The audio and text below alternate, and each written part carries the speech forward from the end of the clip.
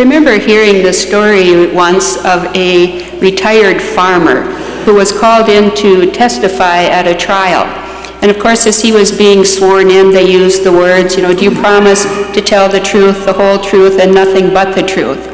And the farmer said, well, just a minute. And that kind of surprised the judge. And he said, none of us has the whole truth. Now, I promise to tell my part of the truth, and if everybody else here tells their part, then we will have the whole truth. And the judge said, I've never heard that said before, but that's good enough for me. And he continued to testify. Friends, that is true. None of us have the fullness of the revelation of God, but each one of us has a part of it, because each one of us has God's Spirit dwelling within us, God's Spirit within us that wants to be proclaimed to others. In our readings today, they talk about that, but they talk about it in terms of prophesying or being a prophet. And each one of us, again, is called to be those prophetic people. In our first reading, the Lord has poured down the Spirit upon Moses, and he takes part of that Spirit to share it with the 70 who have gone out and formed this group. But there are two, Eldad and Medad, who have remained back in the camp, and the Spirit still comes upon them. But when these 70 come back and they see that those two are also prophesying, they get jealous. And they say, well, what's going on? They weren't part of the group. They weren't with us. They weren't in the in crowd at the time. And Moses has this powerful line. He says, would that all the Lord's people were prophets? Would that everyone be in touch with that Spirit of God within them and speak the words that God is asking them to speak? Because we know that prophets are not predictors. Prophets are people who listen intently to God's voice, who look at their own lives, who look at the situation in the world around them, and use those words that God has given them to speak to others. And that each one of us is called to do. In our gospel, too, John goes up to Jesus because he's heard a gentleman who is casting out demons in Jesus' name. And John basically says, Jesus, tell him to knock it off.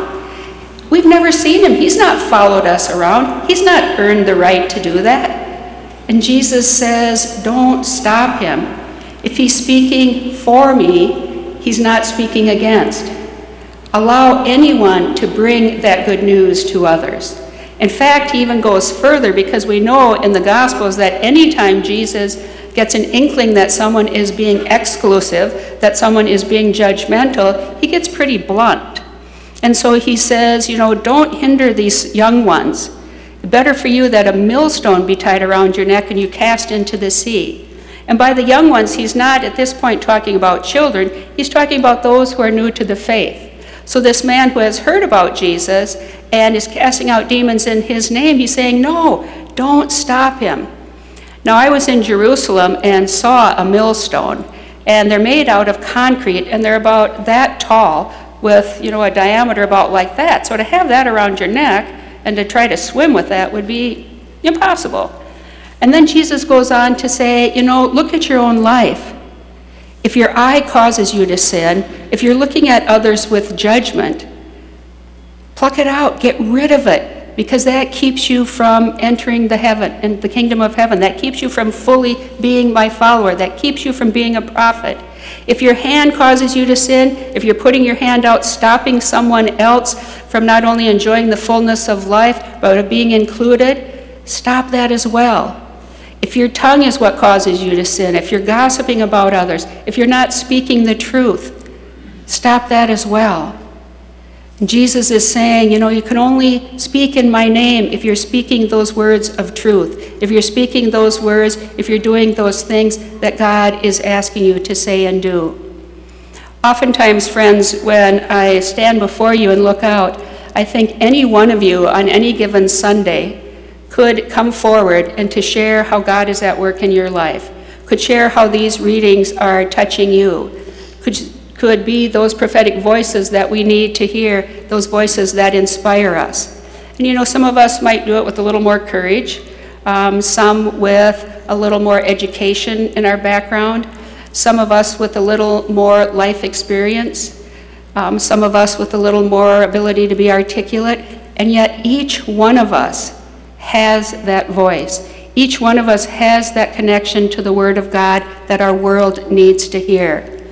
And so, friends, I hope you look upon yourself this day as being those prophets, as having that prophetic voice, of being those people who are called to listen more attentively to that voice of God and to speak the truth as you know it.